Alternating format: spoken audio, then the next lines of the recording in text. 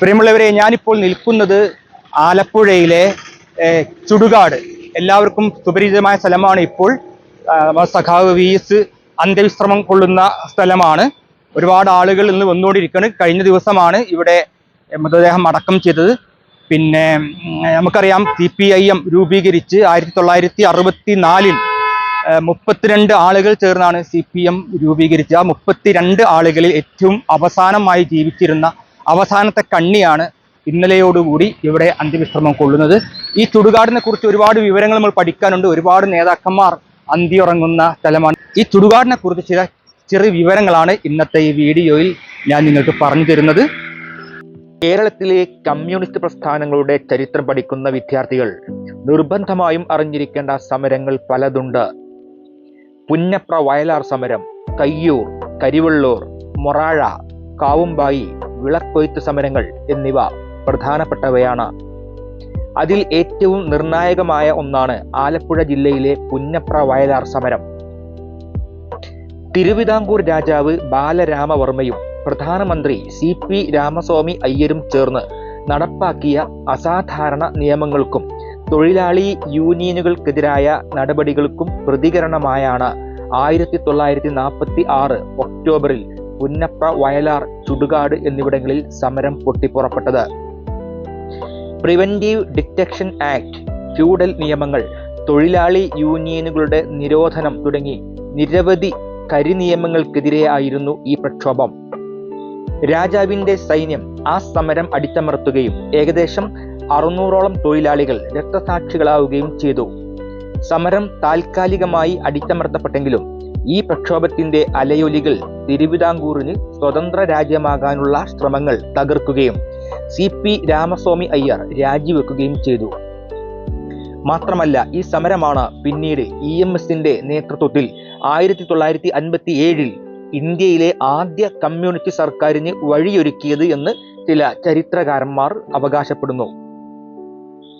ഈ രക്തസാക്ഷികളുടെ മൃതശരീരങ്ങൾ ഒന്നടങ്കം സംസ്കരിച്ച മണ്ണാണ് ചുടുകാട് എന്ന് അറിയപ്പെടുന്നത്. ഇവർക്കായി ഇവിടെ 2 സ്മാരകങ്ങളുണ്ട്. KC George, George Chadayamuri, PT Punnoose, TV Thomas എന്നീ 4 നേതാക്കൾക്ക് ഇവിടെ പ്രത്യേകം സ്മാരകങ്ങളുണ്ട്.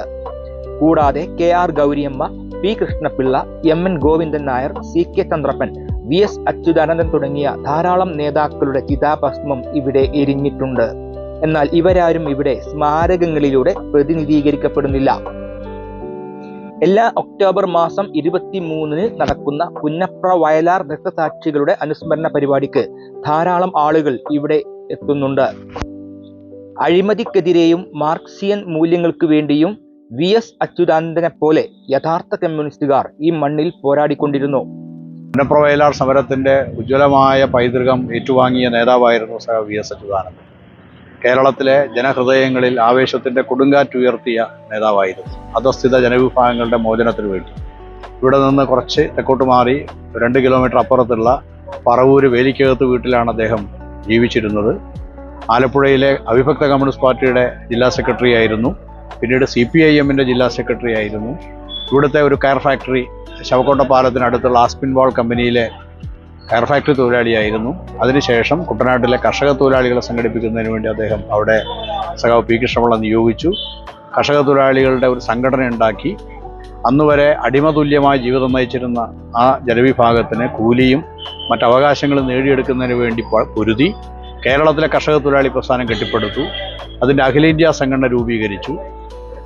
കേരളത്തിലെ കമ്മ്യൂണിസ്റ്റ് പാർട്ടിയുടെ തലപ്പത്ത് സംസ്ഥാന സെക്രട്ടറിയായി, പോളിറ്റ് ബ്യൂറോ അംഗമായി, പിന്നീട് ജനപ്രതിനിധിയായി, മുഖ്യമന്ത്രിയായി.